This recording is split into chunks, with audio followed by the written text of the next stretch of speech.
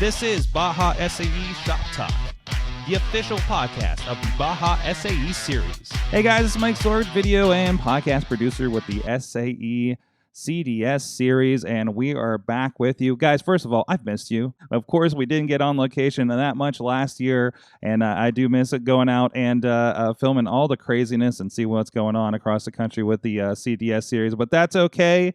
Everything is rocking and rolling for 2021, and that's exactly what we're talking about today and why you should be registering and what is that going to look like for the 2021 series. I'm excited to see a lot of changes that are already in the process, in the can, and of course got sped along with last year's events, we'll have to say.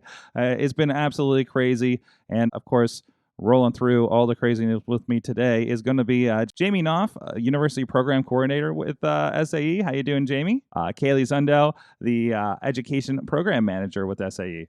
Hello. And Sarah Guffey, the Program Support Manager. How you doing, Sarah? Hi, everybody. So we're going to get into what this looks like in 2021. We hope you guys are registering, getting ready to register, and we'll see you virtually, physically, etc. in this next year. But first, let's get into kind of how did we get here and what does 2021 look like? But first, let's talk a little bit about how did we get here? What was the process? So that this kind of evolution of the series because of the unfortunate world events that are going on right now. Well, as you guys all remember, the 2020 season kind of threw us for not even a small loop, but a large loop due to COVID. Luckily enough, we were able to get off one of our air design competitions in the Queen Snimmaville event as well. Unfortunately, then everything else, we did had to pivot, the word of the year for 2020. We did have to pivot to a virtual platform, which kind of, threw both our students, volunteers, and our staff for a little bit of a different direction. And then as we moved forward to our 2021 competitions, we decided on this new format based on a bunch of different data that we had collected. Some of our staff had gone out individually to university websites. We put out surveys to capture student data to see what they were also going to be facing this coming year. We also talked to a lot of our volunteers and our sponsors, because the programs, though they are for the benefit of the student, they also have value to our sponsors and volunteers. So we needed to look at that whole picture. After we were able to do that, taking into consideration all the uncertainties that are still out there due to COVID, our staff sat down and we tried to develop this year's format so that it was, the best product that we could put out there, still providing, the benefit to the students, volunteers, and sponsors that we had. So obviously, we learned a lot. It was a trial by fire with this change. We get to smooth that over for the next season, and it's gonna be it looks like a decent mix between what had to happen last year and actually kind of planned for this year more than a month in advance, I guess, at this point, right? So what does that next season kind of look like for those that are signing up for it for the first time or returning? So for this year, for 2021 season, we've split out our competition to be a two-parter for most of the series. Students will be able to first register for what we're calling the knowledge event. And the knowledge event is basically going to be hosting all of our traditional static events that you would see on site in the first couple of days of the competition. This is something that we know we can guarantee students' participation with. A lot of our universities are, either strictly attending classes virtually or in some sort of hybrid model where, some students are, some students aren't. A good number of our universities are lucky enough to have, machine shop access, even if it's, fairly restricted. But there are still a very large number of student teams that don't have that access. So by participating in the knowledge events, the students are still, they're still able to, go through the whole engineering design process, and they're still able to, gain the valuable to the industry professionals with engagement opportunities that we'll still be working to have. And as part of our collegiate design series programs kind of across the board, we have some learning objectives identified. As we all know, the education aspect isn't necessarily the technology or the engineering skills that they are learning. That is done at the university level. But what our learning objectives for the students that are competing in our programs are, soft skills like the project management, the budgeting, communication, being able to work as part of a team. Even in this world of pandemic, it's changed, but it still exists. Instead of in-person meetings, maybe you're having a lot more of Zoom calls and Microsoft team meetings. You still have to look at the rules and regulations and apply that to a design, very similar to what professionals do in industry with our SAE standards. The design, building, and testing of a testing performance of a real vehicle, that changes slightly to some aspect. But one thing that this push to the virtual world has done is actually kind of maybe a foreshadowing, so to speak, of what a lot of industry is doing. We're seeing a lot of our industry partners making a move, in their future process by incorporating a lot more simulation, because that reduces the number of prototypes and testing of those prototypes, which can be a very expensive, very expensive to the company. So they are, moving to simulate much more than they currently do, because that will result in, cost savings for them. So teams can kind of use that same philosophy here. It's okay if you're a team who's not in your machine shop. There's still so much work that can be done prior to physically building the vehicle. And I think one of the things that is easily lost, because we are always on site, there seems to be the perception that the vehicle is what the judges are building. Yes, they are looking at it and they are seeing the craftsmanship and everything that you're putting into the vehicle. And it helps, to some extent, having that real testing, data. But if you're a team who's able to communicate all that same stuff through the design, the simulation, testing, and everything you've done, the communication aspect, the knowledge that you're putting into the vehicle, whether it's in a simulation world or through a real product, is still what the judges are going to be reviewing and evaluating. So, and then obviously, one of our last learning objective really is, development and preparation of technical documentation. And this goes through a different format for our series. Some are still writing papers. Others are doing what we're calling this year design review briefings. A lot of industry, a lot of our volunteers in industry, they don't write papers as much anymore, but they do a lot of weekly, monthly type of management briefings on projects that are all in PowerPoint. So the process of still communicating that high level knowledge or engineering need is still there, whether it's a paper or a PowerPoint presentation. So we're still teaching, that aspect. And Kaylee, Clean Snowmobile is only doing the knowledge event. Is that correct? Yes. So, the knowledge and validation events is where we're breaking up the competitions. Most of the events are able to have validation events that we are going to do our best to make sure we are able to get on site. Unfortunately, a lot of that is going to, completely rely on what happens with the pandemic and the local, state, and venue policies that are in place due to COVID. But for Clean Snowmobile, we will be operating the knowledge event only, and students will still have to do the MSRP and the design. A lot of that work takes place for industry prior to the actual build of a vehicle anyway. So that is an exercise the students will still be able to participate in and won't see much of a change to.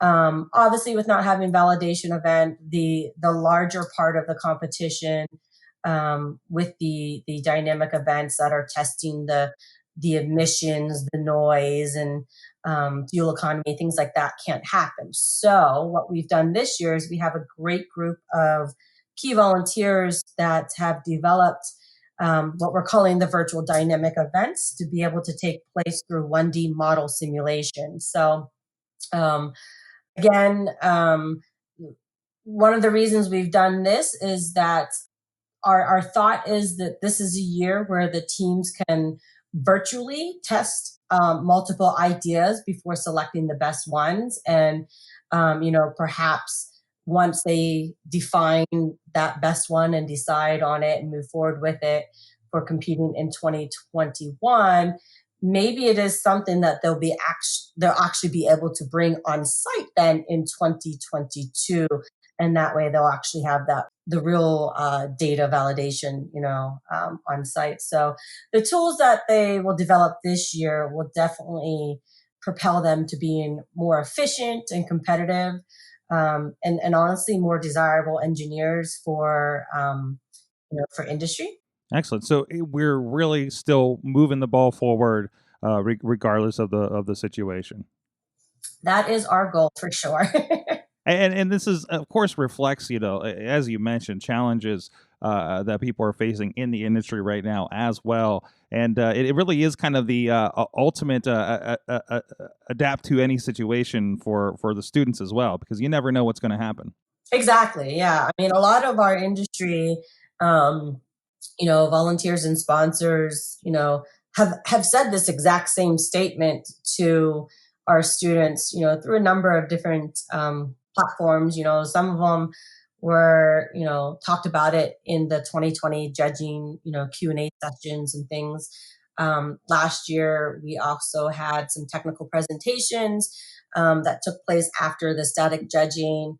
We had a fall kickoff already this year where, we had several different presentations, and probably at least in half the ones that I saw, there was always at least one sentence, that has directed that same, comment that, everyone has had to make a change. So, I mean, even our staff here at SAE, we've had to make a change to some of the ways that we're doing things too.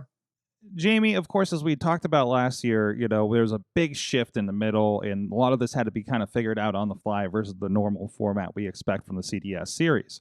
Obviously, we've got a lot more time to prepare. Can you tell me a little bit about how that's going to be smoother, how it's going to be different, how it's going to be more effective than what we had last season as a kind of midterm replacement as things were happening around us? I would love to, and I would love to say that we are, 100% prepared for the 2021 season, and COVID's not going to stop us. But I can't make any guarantees. But I will say that we had lots of growing pains, and we had a huge time crunch to meet for the 2020 season, and we do have a very solid plan and things outlined to meet everybody's needs. So we do hope that we are in the right direction. So some examples of these things, we used WebEx for the static events, and we are looking into a new platform to do the knowledge events when we've actually already tested this with the Auto Drive Challenge year 4. And we had zero issues. We had great reviews from the judges and the students. So we are working very hard to make that happen for our knowledge events and to have a seamless event there, because we know there were some issues with WebEx. Kaylee talked about the kickoff event that we've already had, which prepared you for registration. We have a winter workshop in the works. We are working on more sponsor engagements for you. So we have lots of things like that we're going to all have rolling out for you. And then we do have in place already and I'm sure Kaylee can add more to this, but we do have the 60-day plan for the validation events. So we have lots of plans in place already and things rolling so that we don't have the time crunches that we had in 2020. And we have already started communication well in advance for lots of things. So we encourage you to continue to check your news feeds, download the app, make sure you like us on social media so that you can stay up to date with us on any changes that we might have for knowledge or validation events. Jamie, you mentioned the sponsor engagement that we have opportunities for this year. One thing that's interesting about the 2021 season and what we've already experienced in the 2020 season is just that normal, typical on-site engagement piece that you have where you can be talking face-to-face with, a design judge from Polaris if you're a Baja team, or, somebody from Bosch if you're Formula, Lockheed, Aero. We didn't have that where you could just be on site and talking directly to those people. And also we didn't have that, the typical booth space where you could physically walk up and walk away with some knickknacks from sponsors and potentially knickknacks, Sarah? Yeah, knickknacks. Like showing her age. People call it, or I don't know, giveaway items like koozies or whatever. So anyway, we don't have that this year in the way that we've traditionally always had that. But Jamie mentioned that we've been working hard to have engagement opportunities still with sponsors from industry and students. And we can't stress enough how important it is to take advantage of these opportunities. It's probably really easy. Like I was in college not that long ago, and it's very easy to just not do the thing, right? It's so much easier to not do the thing than it is to do it. And I'm here telling you that you should do it because, engaging with these companies. We had the fall kickoff event, and we did have some students take advantage of talking to sponsors. But as I popped in and out to different sponsor booths, there were some sponsor booths that weren't trafficked as much. And it was kind of disappointing because there is so much opportunity to talk to these sponsors and to potentially even get yourself a job for out of school, or even while you're still in school. There's internship opportunities and different things like that. And we're working hard to give you those early engagement opportunities. So historically, Lockheed Martin's a good example. Their hiring cycle didn't quite line up with a regular season, a regular on-site season. So they would sometimes miss that. You meet somebody on site, Lonnie from Lockheed Martin meets somebody and he's like, wow, this person's awesome. But they didn't necessarily have a job for them or a place for them yet. But now we are giving these early opportunities so that you can make those engagements earlier in the year than you typically did before. And you never know who you might meet or hit it off with. So it's definitely valuable to do that. We do have the sponsor portal that is up and running that you guys could access already. That's found on your CDS web. So that's an opportunity that's always available. But Sarah is correct. All of the opportunities that we do provide you are very important to not only you, but our sponsors throughout the program. So we do highly encourage you to utilize the opportunities that we provide you. The other day I was talking with Jason Fields, who is our Baja design event captain and works at Polaris. And we were talking about this, similar type of conversation. And he said something, and I asked him, can I actually quote you on that, and use this quote? And he said, absolutely. So, from the mouth of Jason Fields, he basically says that, I attribute a lot of my success in engineering at Polaris to Baja SAE. I'm not sure where I would be or what I would be doing, but I am doubtful that I would be at Polaris, and even more doubtful that I would be a senior vehicle architect at Polaris. even though a lot of the fun has been taken out of BAJA SAE this year due to the COVID-19 pandemic, the core of what BAJA SAE is and why employers seek out its participants remain the same. The situation is difficult for all of us, but all we can do is make the best of the situation we are in. So I think what he basically said, during our conversation that I've just read out to you is the whole heart of this podcast. We understand from SAE that this year isn't going to be maybe as fun as typical years, especially for those universities who can only participate in the knowledge event. But to know and to understand that you will still have that experience that is going to give you a leg up in industry, in your future career is there. Whether it, like I said, is only participating in the knowledge event, going through all the steps you still have to do to complete the project, or if you're a team who is also lucky enough to then get on site at the validation events. The value that the programs are going to provide is still very much there. Yeah, it definitely is. And you'd be talking, you're still doing static presentations where you're still presenting to largely volunteers that work in industry, and you have that opportunity to really impress somebody on a bunch of different levels. And I don't want to speak for Kaylee and Jamie, but I know from my own personal perspectives this year, there's a lot of things about 2020 and 2021 that's scary and different and new and sometimes, super annoying, but there's a huge opportunity in situations like we're facing as as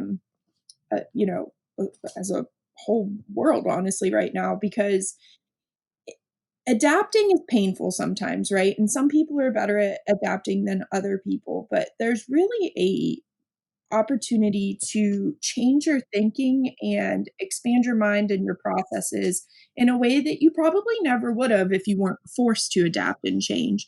So I want you guys to kind of even from that sponsorship side, think of things a little bit different. Sponsors are looking for new and interesting ways to engage with teams and support teams. We still have sponsors out there that are fully wanting to, support teams. So use this extra time that you have that maybe you can't get into the shop to work right now, but reach out to some sponsors.